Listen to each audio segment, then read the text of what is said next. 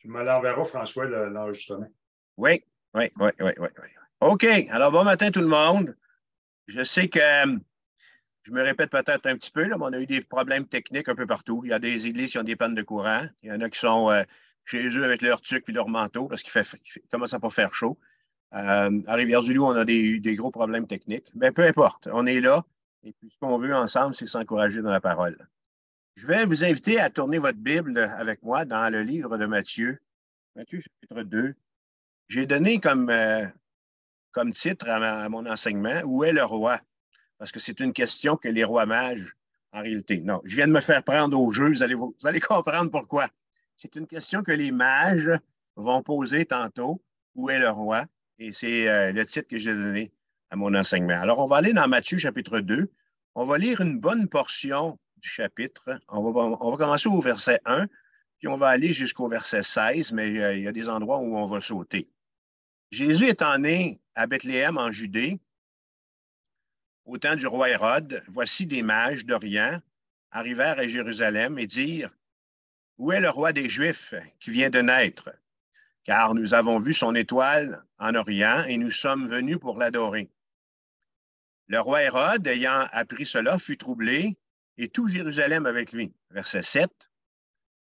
Alors, Hérode fit appeler en secret les mages et s'enquit soigneusement auprès d'eux depuis combien de temps l'étoile brillait. Puis il les renvoya à Bethléem en disant, allez et prenez des informations exactes sur le petit enfant.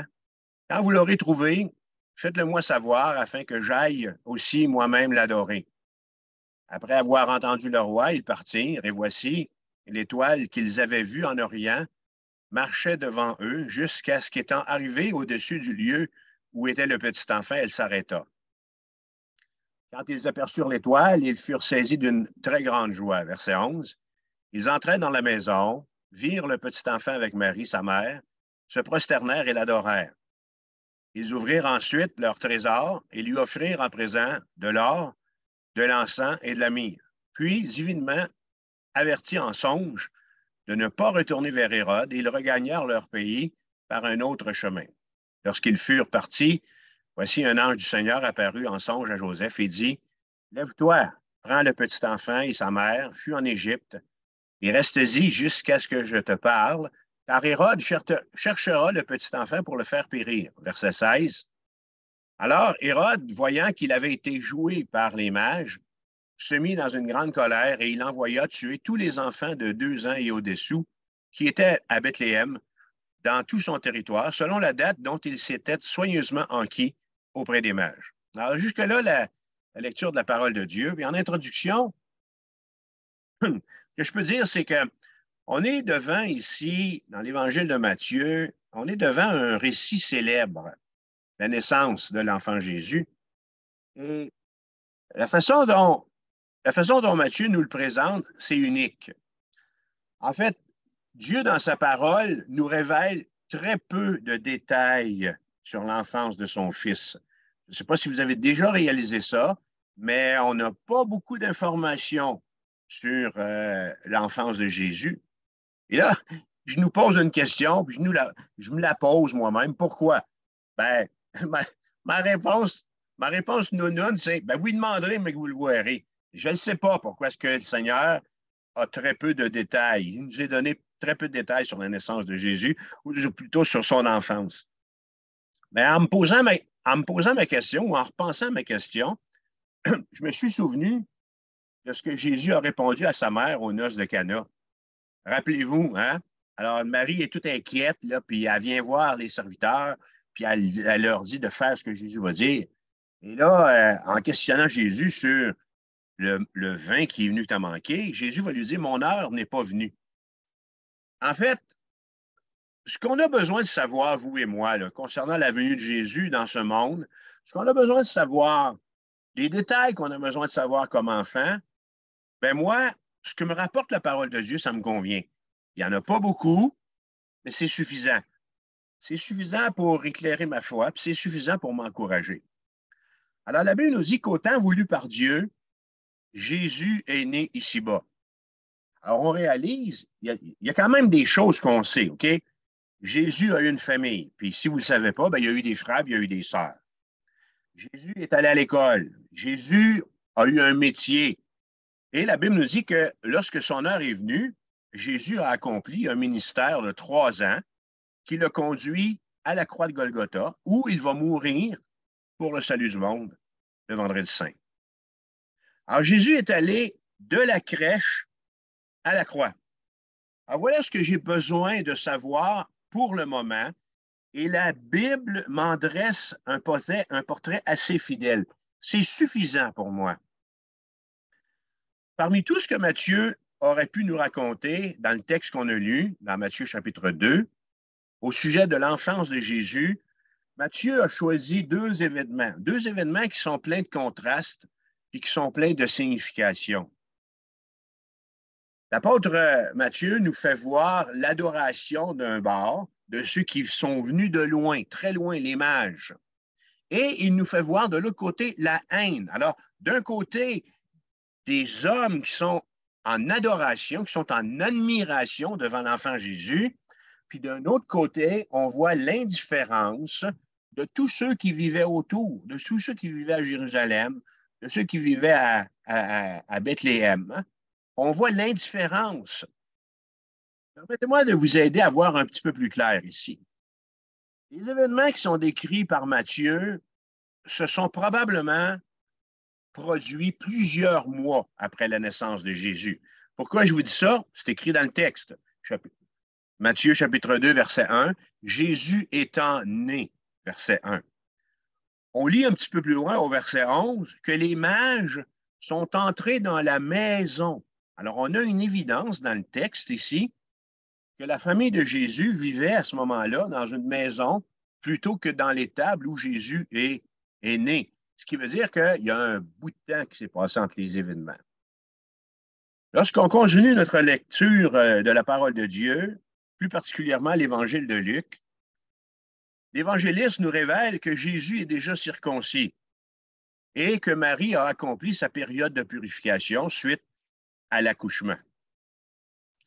Un autre détail que la parole nous fait connaître, c'est que Marie et Joseph ont offert, lorsqu'ils ont présenté Jésus au temple, ils ont offert 2 tourterelles ou 2 jeunes pigeons, contrairement à l'agneau qui était normalement requis.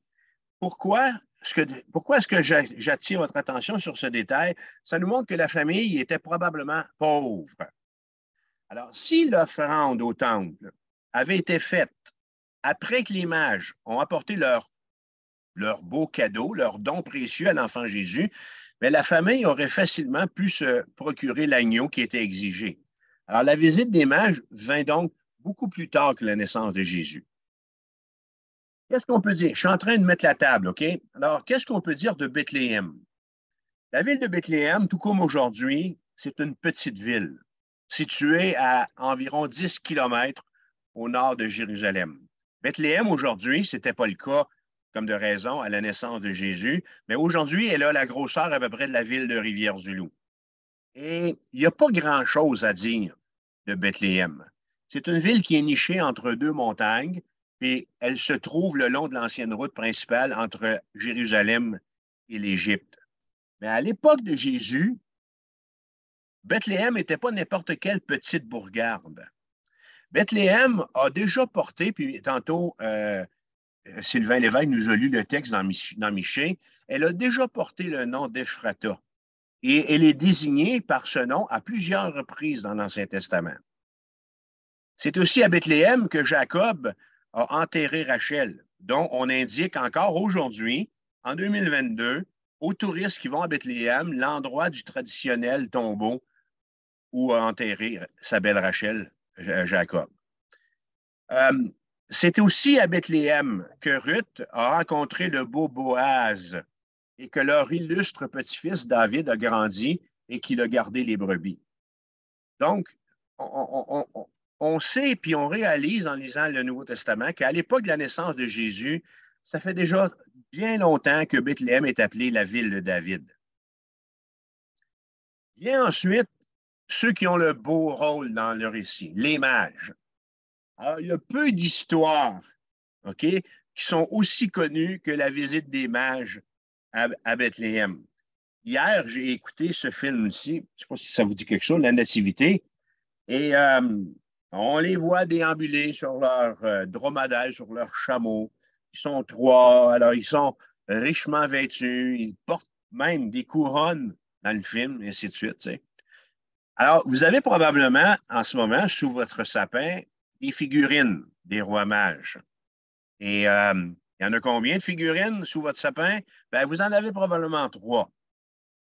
Au risque de vous déplaire, les seuls faits légitimes qu'on connaisse au sujet de ces mages, alors il n'est pas question nulle part que ce sont des rois. OK? Alors Matthieu ne parle jamais de rois, il parle de mages. Alors les seuls faits que Matthieu nous fait connaître, en particulier, c'est dans son livre. Et je vous dis que lorsque je relisais ça, j'avais presque le goût de réemballer mes petites figurines en dessous du sapin et de les serrer. Alors, Matthieu ne nous mentionne pas leur nombre.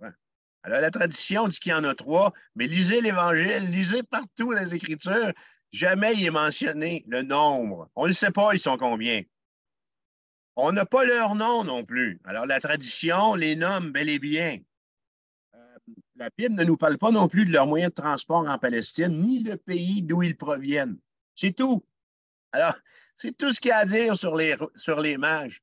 Matthieu, ce qui écrit, il dit ils viennent d'Orient. Alors, qu'est-ce que ça veut dire qu'ils viennent d'Orient? Bien, ils viennent du soleil levant. Ils viennent de l'Est.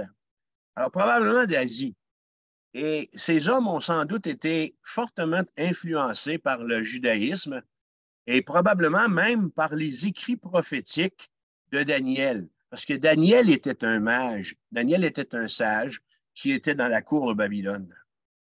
Alors, ces hommes, ces mages, semblent faire partie, lorsqu'on les voit dans l'Évangile de Matthieu, des nombreux païens qui craignaient Dieu à l'époque où Jésus-Christ est apparu. Souvenez-vous, OK?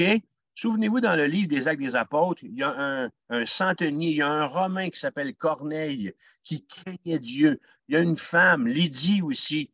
Alors, des personnages comme ça sont mentionnés dans le Nouveau Testament. Les mages, Corneille, Lydie.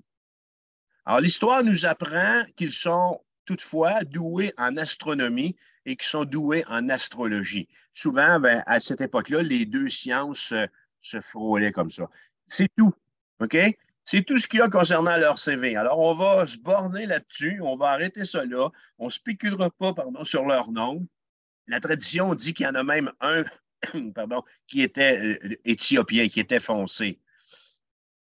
Ensuite de ça, il y a le belligérant qui apparaît, la brute de l'histoire, Hérode.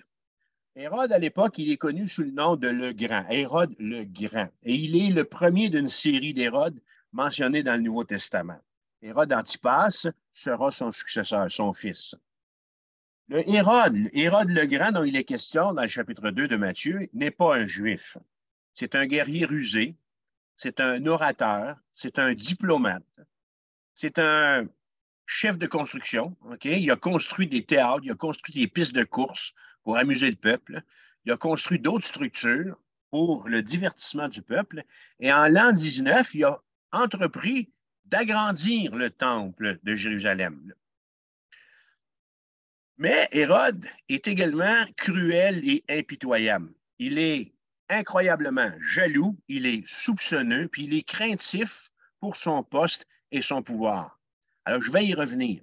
Alors, on va maintenant, si vous voulez bien, avec moi, pour mon premier point, on va aller faire un tour en ville. Pourquoi? Parce que les mages sont en ville.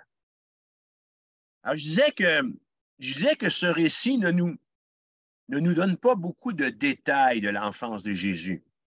Mais en plus de ne pas nous donner beaucoup de détails, ce récit, pardon, ce récit fait autre chose.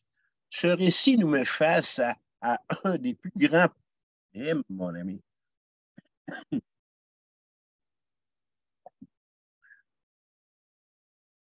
Ce récit nous met face à un des plus grands paradoxes de la vie de Jésus. Et il y a un côté A à mon paradoxe, puis un côté B. Alors, il y a deux faces. Le côté A du paradoxe, c'est-à-dire, c'est celui-ci. Ceux qui étaient les mieux placés pour reconnaître et pour honorer leur Messie, n'ont pas pris la peine de se déplacer, ne serait-ce que de quelques kilomètres, 10 kilomètres qui séparaient Jérusalem de Bethléem, pour vérifier, pour aller voir à Bethléem si le bruit qu'on entend en ville est fondé, le bruit qu'on entend à Jérusalem. Verset 3, le roi Hérode, ayant appris cela, fut troublé et tout Jérusalem avec lui. Alors, eux qui connaissaient si bien les Écritures concernant celui qui devait naître, le roi des Juifs, au moment où il est né, ils étaient tellement préoccupés par les soucis du siècle qu'ils ont laissé passer l'événement le plus important de l'histoire. Jean va écrire ceci concernant la venue de Jésus. Il va dire en Jean 1, 11, « Jésus est venu chez les siens et les siens ne l'ont point reçu. » Alors, le côté A, ceux qui étaient tout proches, les mieux placés, étaient préoccupés par les jouets de la vie. Le côté B du paradoxe, c'est-à-dire, c'est que les gens qui étaient le moins préparés à connaître les signes de la venue du roi, ici, dans Matthieu, les païens, les mages païens venus du soleil levant, puis dans l'Évangile de Luc, des simples bergers ont été ceux qui ont adoré, qui sont venus adorer et qui ont attesté sa royauté. Regardez ce que Matthieu dit concernant les mages, verset 10. « Quand ils aperçurent l'étoile, ils furent saisis d'une très grande joie. Ils entrèrent dans la maison, virent le petit enfant avec Marie, sa mère, se prosternèrent et l'adorèrent. » L'annonce de la naissance de Jésus ne produit pas auprès du peuple le même effet. Elle a produit chez Hérode une réaction, qu'on va la voir tantôt, alors qu'elle produit chez les mages et chez les bergers une autre réaction. Qu'est-ce qu'il faut retenir à ce stade-ci? Dieu veut nous apprendre que ce n'est pas la quantité de ce qu'on connaît qui nous est utile, mais c'est ce qu'on en fait. On sera tous probablement surpris un jour, les frères et les sœurs, de voir qui va être dans le royaume des cieux et qui n'y sera pas. Jésus a dit pendant son ministère, en Luc 13, verset 29, « Il en viendra de l'Orient et de l'Occident, du Nord et du Midi, et ils se mettront à table dans le royaume de Dieu. Et voici, il y en a des derniers qui seront les premiers et des premiers qui seront les derniers. » Alors, la Bible dit qu'il y aura dans le royaume des cieux des personnes tout à fait inattendues qui auront vécu dans les endroits les plus défavorisés et qui vont devancer beaucoup de ceux qui, pouvons-nous croire, étaient les mieux éclairés. Alors, toujours est-il que, guidés miraculeusement par une étoile, ces mages arrivent à Jérusalem, alors que Jésus, nouveau-né, se trouve encore à Bethléem. Et là, ils posent leur question, leur fameuse question, « Où est le roi des Juifs qui vient de naître? » Alors, je ne sais pas comment vous réagissez, vous, mais mettons que leur approche n'est pas très subtile. Vous êtes d'accord avec moi? Vous êtes étranger et vous demandez aux serviteurs du roi en place, dans la ville que vous visitez, dans sa ville, où est le roi? Alors, c'est pas mal certain que vous allez attirer l'attention, entre autres, de celui qui est assis sur le trône. Il faut comprendre ici que les mages se promènent dans Jérusalem en questionnant les gens qu'ils rencontrent. Alors, étant donné que des étrangers sont au courant de cette naissance remarquable, ils présument, ces hommes-là, que tout le monde en Judée, et certainement à Jérusalem, sait où est ce bébé spécial. Alors, ils ont dû être très étonnés de découvrir que personne ne semble savoir de quoi ils parlent. Néanmoins, parce que les prophètes l'ont annoncé, il y a un sentiment qui est grandissant que quelque part, un grand dirigeant mondial et sans précédent est sur le point de surgir. Matthieu ne nous dit pas comment Dieu a permis aux mages de savoir que le roi des Juifs était né, mais seulement qu'il leur a donné le signe de son étoile en Orient. Alors, quelle était cette étoile? Alors, le film que j'ai écouté hier, c'est Jupiter, c'est trois étoiles qui sont arrivées ensemble. Comprenez-vous? La science a essayé de donner toutes sortes d'explications sur la légitimité d'où venait cette étoile et qu'est-ce qu'elle était. Moi, j'aimerais vous suggérer qu'il peut s'agir ici de la gloire du Seigneur. La même gloire qui brillait autour des bergers lorsqu'un ange leur a annoncé la naissance de Jésus. Lorsqu'on lit l'Ancien Testament, très tôt, le Messie, Jésus, le Messie est désigné comme un astre qui sort de Jacob. Et à la fin du Nouveau Testament, dans le livre de l'Apocalypse, le Seigneur Jésus va se désigner lui-même comme étant l'étoile brillante du matin.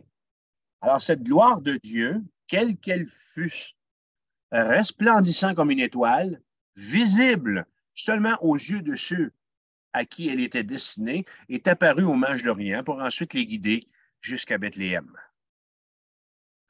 Alors, à la halte touristique de la ville, on leur a sûrement probablement demandé ceci. Qu'est-ce qui vous amène à Bethléem, nobles messieurs? Et savez-vous quoi? J'aime la simplicité avec laquelle Matthieu nous rapporte ce détail. Ces voyageurs sont venus d'Orient, sont venus d'Asie. Alors, ils sont partis de loin, de très loin, pour venir en Palestine avec un seul but, trouver celui qui est le roi des Juifs qui vient de naître afin de l'adorer. Voilà. Quelle révélation! C'est tout simple. Quelle beauté textuelle, n'êtes-vous pas d'accord? Quelle magnificence, quelle motivation, quel beau partage un dimanche matin au culte de louange. Leur réponse me fait penser au chant. Je suis né pour t'aimer, je suis né pour t'adorer, mon Dieu, obéir à ta voix, je suis fait pour toi. Les mages sont en ville pour adorer l'enfant Jésus. Non, mais ce n'est pas la plus belle chose à faire aujourd'hui, en ce 25 décembre 2022. Vous imaginez? Ben là, vous êtes certains, la plupart d'entre nous, on est assis devant notre ordinateur à la maison pour toutes sortes de raisons, mais il y en a qui sont encore à l'église. OK. Alors, je vous imagine tantôt, rentrant chez vous, alors que vos enfants, alors qu'un membre de votre famille ou quelqu'un, un ami va vous demander « Hey, d'où viens-tu? D'où viens-tu? » Et je voudrais voir la stupéfaction dans son regard quand vous allez lui répondre « Je viens d'adorer Dieu. » Le verbe « adorer » ici, il est plein de sens. Il est plein de sens parce qu'il exprime l'idée de se prosterner et d'embrasser les pieds ou le pan du vêtement de celui qu'on honore. Et ce fait en soi, sur la motivation des mages, nous donne de voir aussi plein d'autres détails dans le texte. Ces mages, mes amis, nous donnent une leçon frappante de la foi et de la persévérance que Dieu honore. Ils sont venus de loin pour simplement voir Jésus. Ces hommes cherchaient véritablement Dieu fait homme. Ils cherchaient un enfant, ils cherchaient un bébé. Ces hommes croyaient dans le Christ.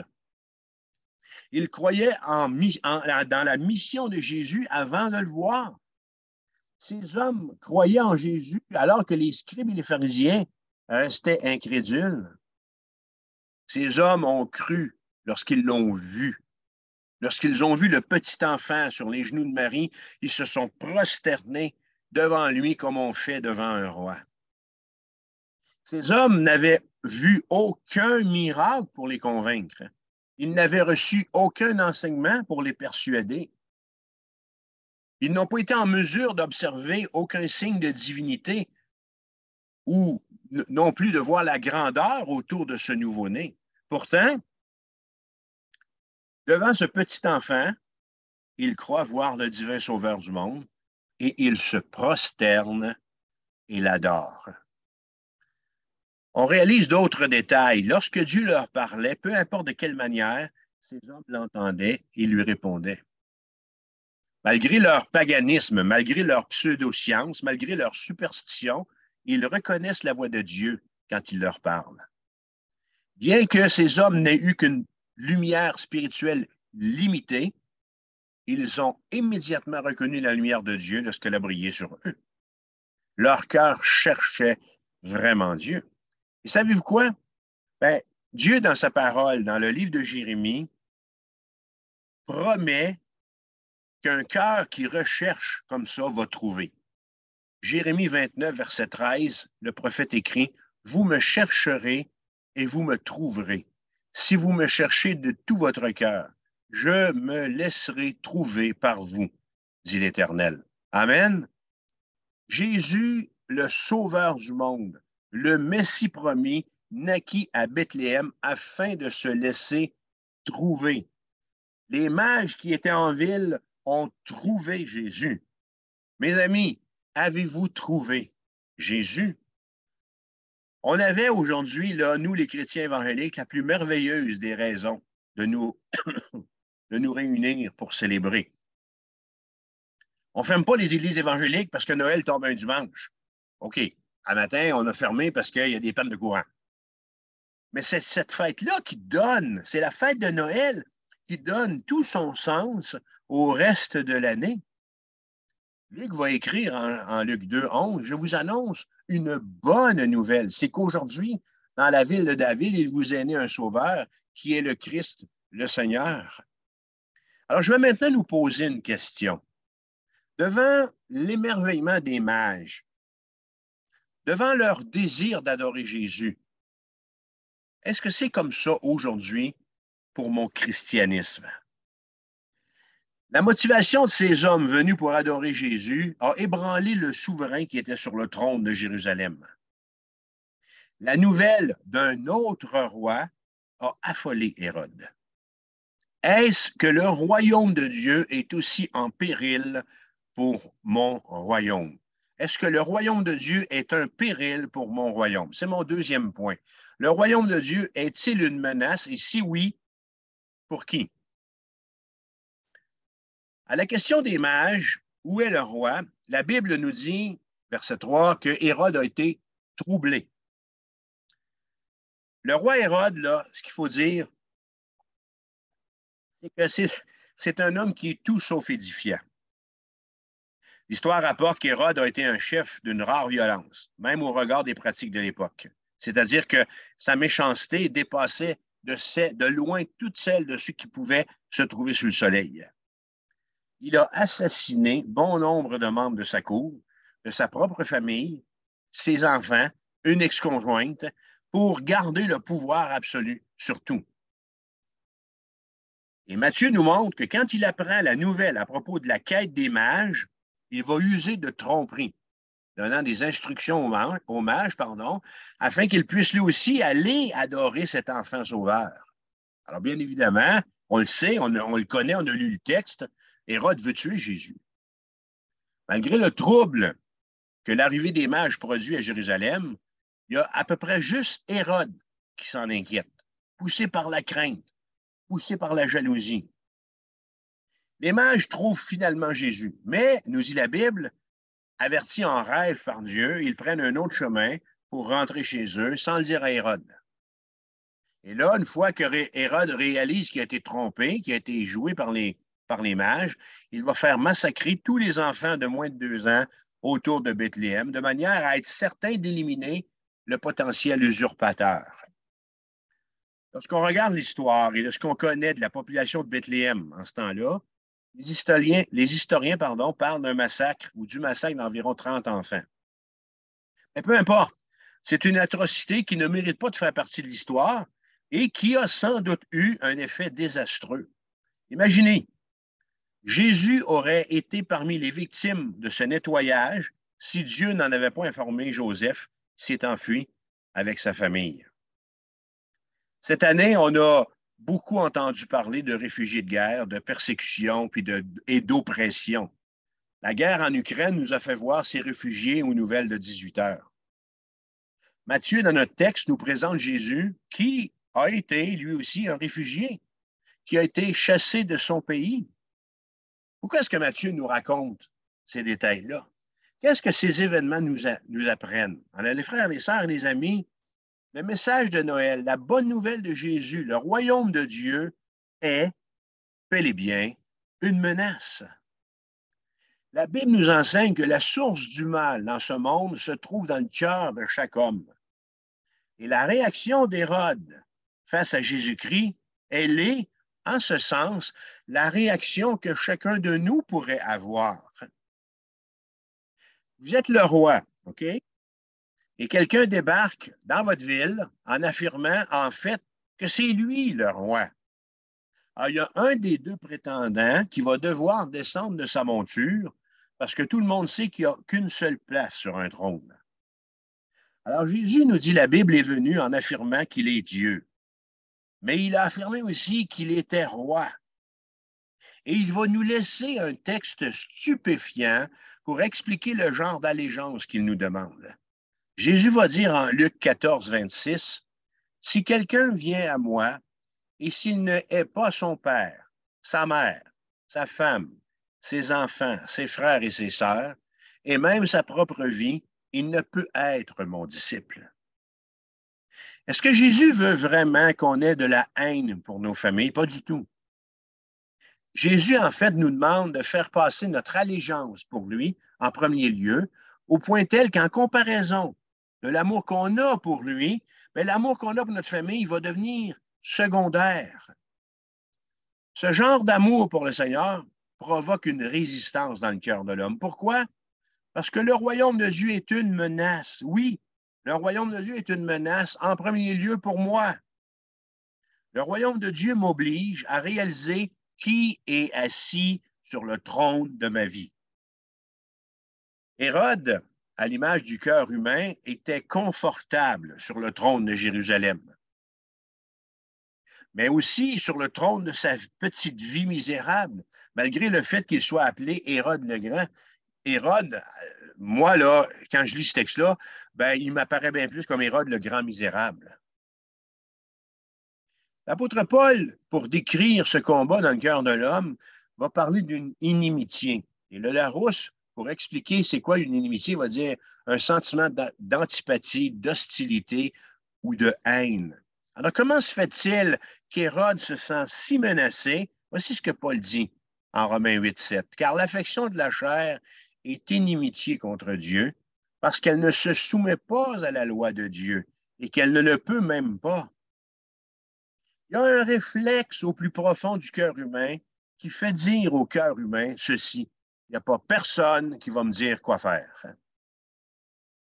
Il nous faut un jour ou l'autre qu'on réalise ce mal. La Bible affirme que le mal de ce monde trouve sa source dans l'égoïsme, dans le nombrilisme de chaque homme. Hérode voulait que le monde tourne autour de lui. Est-ce que c'est différent aujourd'hui? Hérode ne voulait pas servir Dieu, il voulait être servi. Est-ce que c'est différent aujourd'hui? Sur le trône de Jérusalem, il y avait un roi assis dessus, Hérode. Et dans le cœur d'Hérode, il y avait un autre roi qui était assis sur le trône de sa vie, Hérode. Tout ce qui allait contrecarrer les plans d'Hérode, et dans notre texte ici, la naissance de Jésus, allait être susceptible d'être une menace pour ce monarque. L'omnipotence et la souveraineté d'Hérode étaient menacées par l'annonce de la naissance de cet autre roi. Et Paul continue en disant qu'il y a dans le cœur humain une haine de tout ce qui réclame sur lui la souveraineté. Et on le sait très bien, moi et vous, que Dieu demande à être souverain sur chacune de nos vies. Cette souveraineté, dit Paul, que Dieu demande, mais qui est impossible sans une intervention du ciel. Il va l'expliquer comme ça. Il dit, Romains 3,10, « Il n'y a point de juste, pas même un seul. Nul n'est intelligent, nul ne cherche Dieu. » Le texte de Matthieu nous place devant une vérité oubliée à Noël. L'épisode fou où Hérode, dans son violent désir de ne pas être délogé du confort de son trône, commande un massacre d'enfants, nous rappelle aussi à la fois notre propre résistance face aux exigences de Dieu sur notre vie. Hérode était faux. Hérode était pervers. Hérode était un menteur. Hérode était un meurtrier. Savez-vous quoi? Voilà ce que je suis capable, moi, François Vermette, d'être si le miracle de Noël ne rejoint pas mon cœur. Mon cœur doit se laisser éblouir, comme les mages ont été éblouis. Mon cœur doit se laisser éblouir par l'amour que Dieu a eu à mon égard en envoyant son Fils naître dans une étable. Mon cœur doit se laisser toucher comme le fut le cœur des bergers et le cœur des mages à Bethléem. Si, comme Hérode, nous ne laissons pas l'enfant de la crèche toucher notre vie, nous allons ériger dans nos cœurs des idoles et des dieux qui vont nous convenir. Et ceci aura le même résultat que les mages ont vu ce soir-là à Jérusalem. La naissance de Jésus, le Fils de Dieu, n'intéressait pas grand monde. Je vais poser la question différemment. Où est le vrai roi? Nous sommes devant une question qui trouble le cœur humain. Parce que si nous y répondons convenablement, ça veut dire qu'on accepte de réévaluer qui doit être en fait assis sur le trône de ma vie en cette journée de Noël. Où est le roi? Ce matin de Noël, est-ce que ma question révèle en nous une hostilité à l'égard de Dieu? L'apôtre Paul nous a-t-il convaincus de la réalité de cette hostilité quand il dit « Nul ne cherche Dieu, nul n'est intelligent ».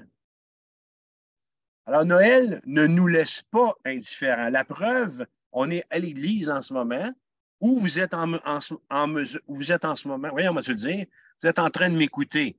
Vous êtes en train de m'écouter parler, prêcher, redire cette bonne nouvelle. Frères et sœurs, amis, si le Fils de Dieu est bien né dans une mangeoire, alors nous n'avons pas le droit de diriger nos vies. Le petit Hérode que je suis doit laisser sa place au vrai roi, à Jésus-Christ. Le petit Hérode que je suis ne doit pas avoir peur de ce qu'il va perdre. Pourquoi? Parce que ce Jésus qui est venu une première fois, eh bien, il revient. C'est mon troisième point. Le roi revient. Amen. Alors, Noël signifie que le roi est descendu dans notre monde.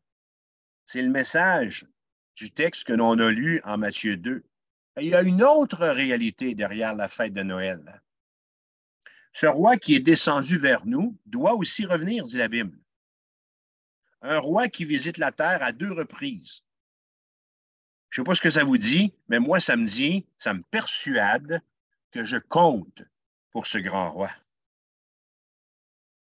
Le premier Noël, Jésus est venu en faiblesse, sans puissance, au sein d'une famille pauvre, logé dans une étable. Lors de sa deuxième venue, la Bible nous dit, Jésus va prendre le pouvoir, il va mettre un terme au mal, il va mettre un terme à la souffrance et il va mettre un terme à la mort. Nous sommes en transition. Nous sommes en attente de cette deuxième venue. Est-ce le Jésus que vous attendez? Est-ce le roi que vous espérez en ce matin du 25 décembre 2022? Lors de sa première venue, Jésus n'avait pas de titre. Il n'était pas le roi que le peuple attendait. Il n'avait pas de position sociale. Et la Bible nous dit que lorsque Joseph a été informé du complot meurtrier d'Hérode, il s'est sauvé en Égypte. Lorsqu'il est revenu d'Égypte, il s'est installé à Nazareth, aussi loin qu'on puisse du pouvoir. Nazareth, là, écoute, ça, c'est un des villages fermés probablement ici en Gaspésie. Là. C'est un petit bled, là, reculé en arrière dans les terres, dans le Témiscouata ou dans le Bas-Saint-Laurent ou sur la Côte-Nord. Je nommerai pas le village. Je nommerai pas le village parce que je peux nommer vos villages. Je ne veux pas offenser personne, OK? Mais Jésus revient à Nazareth, puis on va voir une conversation dans le Nouveau Testament où les gens se demandent s'il vient quelque chose d'important de Nazareth.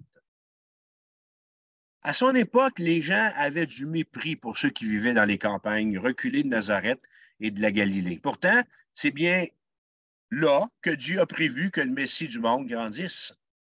Qu'est-ce qu'on doit retenir du fait que Jésus ait grandi à Nazareth? Jésus ne faisait pas partie des gens importants. Oui, Puis après, c'est pas de cette façon-là que Dieu travaille. D'accord?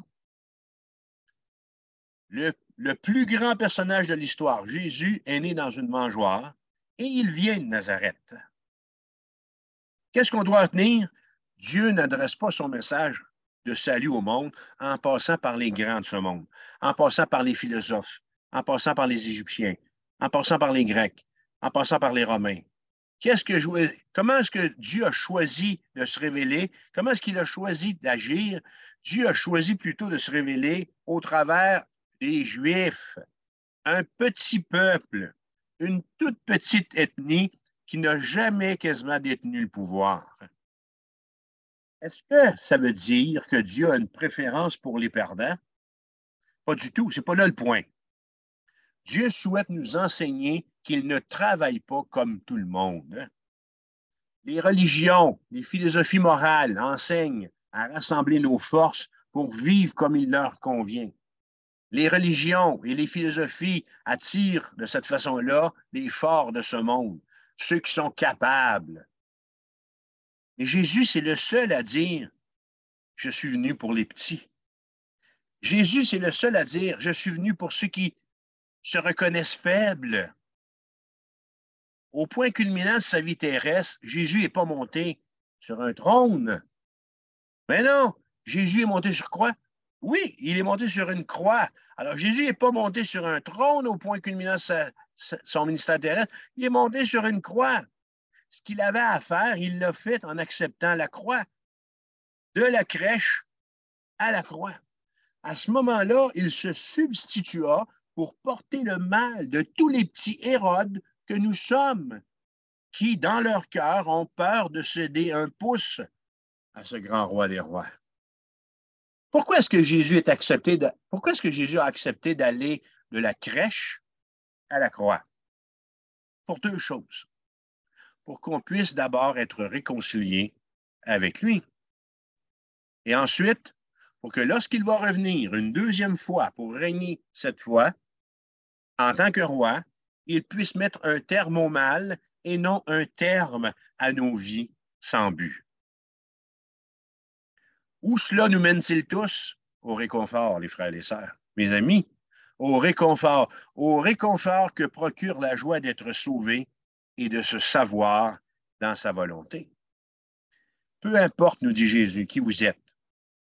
Peu importe ce que vous avez fait. Oui, Jésus vous dit ça ce matin par ma bouche, en ce 25 décembre 2022. Peu importe ce que vous avez fait, peu importe d'où vous venez, peu importe vos défaillances, si vous vous repentez et que vous venez à Dieu par moi, dit Jésus, non seulement je vous accepterai, mais je vais aussi transformer vos vies et ça va être un bonheur pour moi d'utiliser quelqu'un comme vous. Après tout, c'est comme ça que je fais depuis le début de l'histoire. En conclusion, Francine et moi, on a reçu des belles cartes de Noël.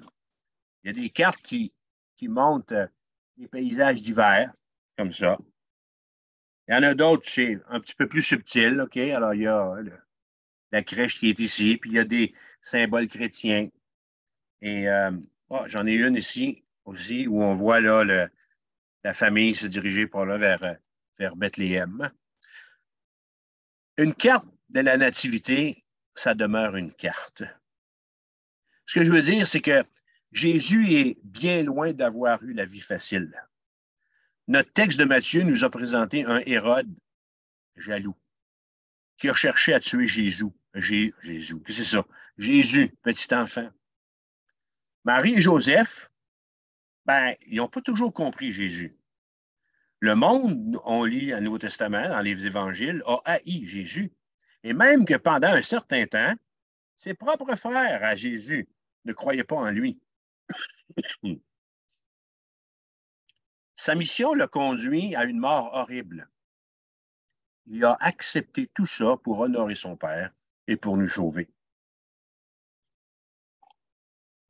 Néanmoins, nous a dit l'apôtre Jean tantôt, Jésus est venu chez les siens et les siens ne l'ont point reçu.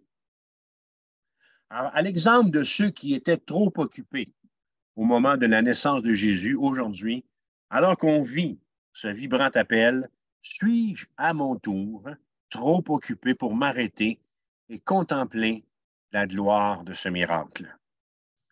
Les mages ont questionné où est le roi. S'il revenait aujourd'hui, peut-être qu'il demanderait cette fois-ci, qui est ton roi? Prions. Seigneur, on est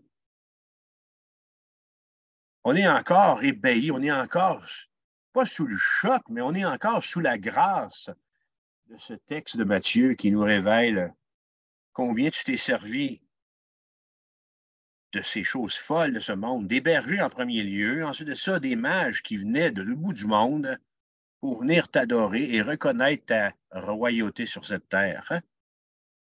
On est exhorté par le texte de Matthieu ici à faire attention pour ne pas devenir des Hérodes, là où nous sommes dans nos vies, là où nous sommes arrivés, et à ériger dans nos cœurs des idoles qui vont nous empêcher de voir, de comprendre le vrai sens de la fête de Noël. Merci parce qu'au temps convenu, Seigneur, tu es né sur cette terre et que tu y as vécu et que tu es né, Seigneur, afin de nous racheter de nos fautes. Alors que cette belle journée de Noël nous rappelle ce message aussi précieux, aussi sérieux, et puis à prendre vraiment, Seigneur, en considération. Alors, je te prie pour tous ceux qui m'écoutent, tous ceux qui ont écouté cet enseignement, que tu produises dans la vie des frères et des sœurs, de mes amis en ligne ici, ce que tu as à produire. Hein? Que ton œuvre se fasse, Seigneur. Où est le roi? Et nous voulons dire, Jésus, tu es ici, tu es parmi nous. Soyez bénis. Joyeux Noël.